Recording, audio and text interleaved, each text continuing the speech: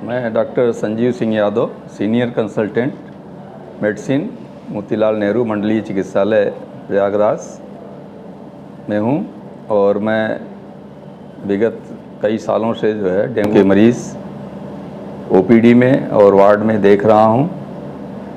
पहले डेंगू एक महानगरों की बीमारी समझी जाती थी आज के 20 साल पहले, और ब्रेक बोन फीवर, हड्डी तोड़ बुखार के नाम से और मरीज़ जो है डेंगू के आते थे। अब ये एक महामारी का रूप ले चुकी है।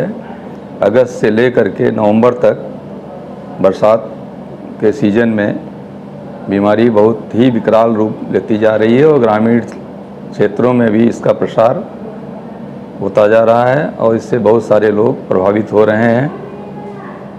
बहुत सारी भ्रांतियां भी हैं, बहुत सारे लोग भयभीत भी हैं और बहुत सारे मरीज शोषण का शिकार भी हो रहे हैं और लापरवाही और नेग्लिजेंस का भी शिकार होते हैं।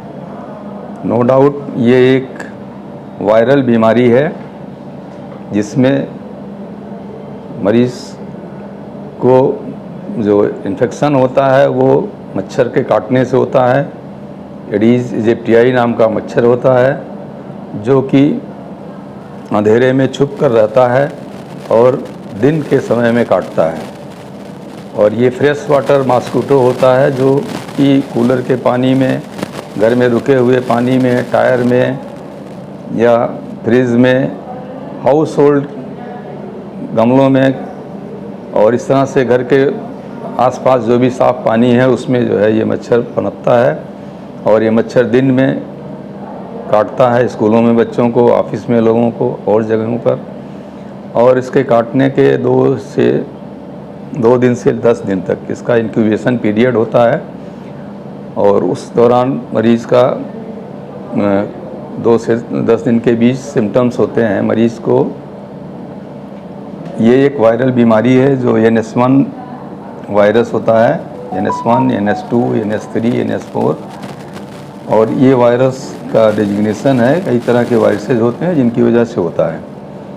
मरीज़ को जो मुख्य लक्षण होते हैं वो हाई ग्रेड फीवर होता है जो ठंड के साथ होता है। इसके अलावा मसल पेन, आँख के पीछे दर्द, सर में दर्द, उल्टी, पेट में दर्द और कभी कभी डायरिया भी होता है।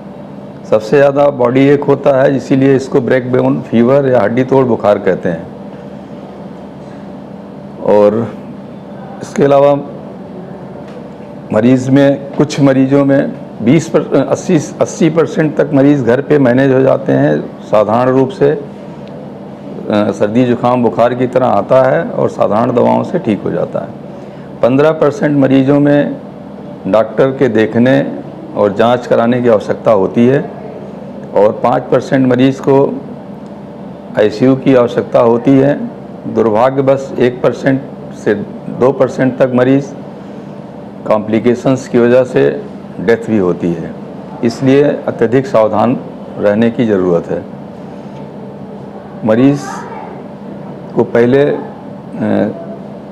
अपने प्राथमिक स्वास्थ्य केंद्र पर डॉक्टर को या अपने फैमिली फिजिशियन को दिखाना चाहिए। बुखार अगर इन महीनों में आ रहा है अगस्त से लेकर के नवंबर तक, तो लापरवाही नहीं बरतनी चाहिए और डॉक्टर की सलाह पर ही उसको सबसे पहले बुखार उतारने के, मतलब उसमें जो सिम्टम्स होते हैं वो मैंने बता दिया। सर दर्द होता है, बुखार होता है, उल्टी होती है, कुछ खाया नहीं जाता है।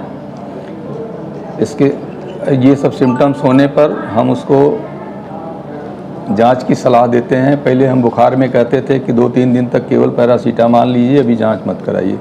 लेकिन इन सीजन्स में अगर बुखार आता है तो मरीज़ का कंप्लीट ब्लड काउंट CBC कराते हैं। अगर CBC में प्लेटलेट्स काउंट कम होता है तो हम आगे उसको डेंगू एंटीजन, डेंगू एंटीबॉडी और अन्य जांचें जो है लिखते हैं और कराते हैं। इसमें जो डेंगू एंटीजन है, NS1 एंटीजन, वो दूसरे से तीसरे दिन पॉजिटिव आ जाता है और 7-8 दिन तक पॉजिटिव रहता है। इसके अलावा IgM एंटीबॉडी है, वो चौथे 5वें दिन अपीयर होती है और करीब 2 हफ्ते तक रहती है, उसके बाद डिसअपीयर हो जाती है। ये 2 रिसेंट इन्फेक्शन शो करते हैं, IgM और NS1 एंटीजन। IgG बहुत दिनों तक परसिस्ट करता है, ये लॉन्ग पिछले साल का भी डेंगू हो सकता है, और IgG भी कराते हैं। ये आपका मतलब डायग्नोसिस पर्पस से होता है। इसके अलावा अगर ये आता है तो हम एलिजा टेस्ट के लिए मेडिकल कॉलेज भेजते हैं, जो कि कन्फर्मेटरी टेस्ट है। मरीज़ को उसके सिम्टम्स और उसके साइंस के अनुसार जो है हम कैटेगराइज करते हैं, किस मरीज़ को घर पे रखना है, किस मरीज़ को हॉस्पिटल में रखना है, किसको ICU में रखना है, और किसको कब क्या कहाँ रिफ़र करना है, क्या थेरेपी देनी है। तो मैंने बताया जैसे पहले कि 80% पेशेंट्स घर पे मैनेज हो सकते हैं, उनको हम ओरल लिक्विड्स, ओरल डाइट्स पे रखते हैं। पर्टिकुलरली दलिया है, दाल है, पतली खिचड़ी है, नारियल पानी है, रियल जूस है, इलेक्ट्रॉल, ग्लूकोज, और जितना ज़्यादा लिक्विड लें। हैवी डाइट से हम परहेज़ करते हैं, क्योंकि उससे वोमिटिंग हो सकती है और अनइजीनेस हो सकती है, क्योंकि उस समय जो है लीवर में भी सूजन रहती है। इसके प्रॉपर हाइड्रेशन मेंटेन रखते हैं, उसका BP, पल्स, ऑक्सीजन सेचुरेशन देखते रहते हैं। सिम्प्टोमेटिक एंटीपायरेटिक पैरासीटामॉल, अगर पेशेंट का वेट 50 किलो से ज़्यादा है तो 650 mg 3 बार, अगर कम है तो 500 mg 3 बार, और बच्चे को वेट के अनुसार दवाएं देते हैं। वोमिटिंग रोकने के लिए जो एक कॉमन सिम्टम वोमिटिंग होता है वो बहुत ज़रूरी है, उसके लिए हम एंटीएम्टिक मेडिसिन्स, ऑन्डेसेट्रॉन, वोमिकाइन टैबलेट आता है, वो 3 बार देते हैं।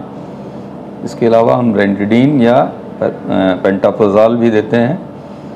एंटीबायोटिक का बहुत रोल नहीं है, फिर भी सेकेंडरी इन्फेक्शन प्रिवेंट करने के लिए एक साधारण एंटीबायोटिक सेफिक्जीम या सेफोडॉक्सिम 200 मिलीग्राम सुबह शाम एडवाइस करते हैं।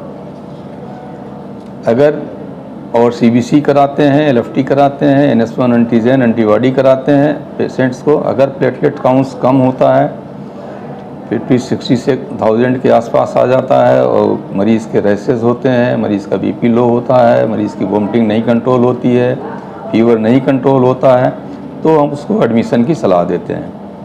हॉस्पिटल में एडमिट कर लेते हैं। एडमिट करने के बाद उसको उसकी सारी जांचें कराते हैं, उसको क्रिस्टलाइड रिंगर लैक्टेट सोल्यूशन या DNAS 5% DNAS देते हैं, जिससे कि उसका हाइड्रेशन मेंटेन हो सके, उसका BP मेंटेन हो सके। इसके अलावा injectable antipyretic paracetamol 100 ml IV देते हैं इमीडिएटली, अगर फीवर है तो 101 से ज़्यादा, प्लस कोई भी पेंटाप्रोजाल या रेंटिडीन इंजेक्शन, एंटीएम्टिक, वोमिकाइन, पेनिनार्म इंजेक्शन देते हैं, और उसकी कंप्लीट चेकअप कराते हैं। किडनी के लिए यूरिया क्रिएटिनिन कराते हैं, सीरम एल्ब्यूमिन, टोटल प्रोटीन देखते हैं। उसका लीवर फंक्शन टेस्ट देखना बड़ी ज़रूरी होता है। अक्सर मरीजों का SGOT-PT 200 से ऊपर होता है और मरीज़ काफ़ी पैनिक होता है। तो ये सारी जांचें कराने के बाद हम देखते हैं कि अगर उसका BP लगातार डाउन होता जा रहा है, BP मेंटेन नहीं हो रहा है, कहीं से हेमरेज के साइन हैं, आँख में, नाक से, गम से, या बहुत ज़्यादा पेडिकियल हेमरेजेज हैं, या हमें लगता है कि उसको पेट में डिस्कम्फर्ट है, तो हम उसका एक्सरे चेस्ट, ECG और अल्ट्रासाउंड भी कराते हैं। एक्सरे चेस्ट में हमको प्लूरल इफ्यूज़न मिलता है, ECG में हमको ब्राडिकार्डिया और कई बार पेरिकार्डियल इफ्यूजन के साइंस मिलते हैं, लो वोल्टेज मिलता है। अल्ट्रासाउंड में हमें एसाइटिस मिलती है, लीवर इनलार्ज, स्प्लीन इनलार्ज मिलता है। ऐसे मरीजों को हम ICU में शिफ्ट कर देते हैं, और उनकी रेगुलर मॉनिटरिंग, उनका पल्स, BP और ऑक्सीजन प्लस इलेक्ट्रोलाइट्स, और उसका प्रॉपर मैनेजमेंट करते हैं। और प्लेटलेट्स अगर आवश्यक है, 30,000 से कम ब्लीडिंग प्लेटलेट्स हैं और मरीज़ कहीं से ब्लीड कर रहा है तो इमीडिएटली प्लेटलेट्स लगवाते हैं।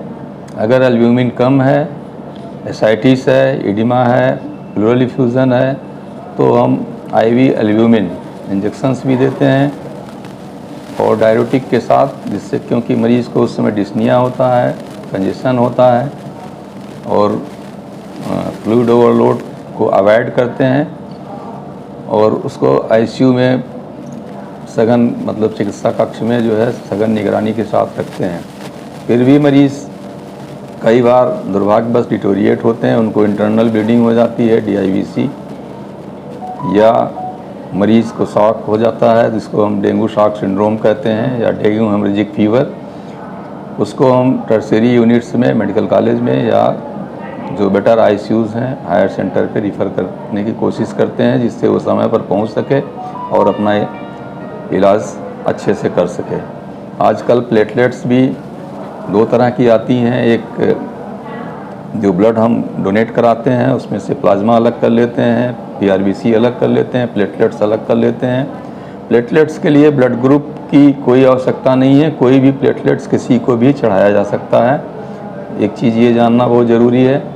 दूसरा, सिंगल डोनर प्लेटलेट्स होती है, एक ही व्यक्ति से 6 यूनिट के आसपास प्लेटलेट्स निकाल ली जाती हैं बड़े सेंटर्स पे, और इनकी कास्ट 15 से 20 हज़ार होती है, और वो एक ही मरीज़ का प्लेटलेट्स एक मरीज़ को चढ़ाया जाता है। उसमें एंटीजेनिसिटी कम होती है, रिएक्शन के चांसेस कम होती हैं, इफ़ेक्टिव ज़्यादा होता है। जहाँ पे मरीज़ आईसीयू में है, जहाँ पे लाइफ थ्रेटनिंग प्रॉब्लम है, वहाँ पे मेरा सजेशन है कि उनको SDP सिंगल डोनर प्लेटलेट्स लगाया जाए। बाकी उनका oxygen support, electrolyte imbalance, liver के लिए और एल्ब्यूमिन के लिए सारे चीज़ें करना ज़रूरी है। आम जनता को मैं ये सलाह देना चाहूँगा कि बहुत ज़्यादा पैनिक नहीं हो।